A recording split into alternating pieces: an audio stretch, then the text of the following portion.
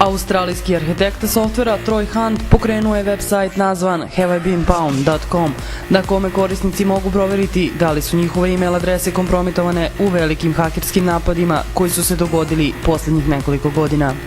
Korisnici na sajtu mogu proveriti da li se njihove adrese nalaze u bazama podataka koje su procurile posle hakerskih napada na Adobe Systems septembar 2013. Yahoo 2012. Sony i Stratfor 2011. i Gawker 2010. godine. Saznajte više na interface.tv.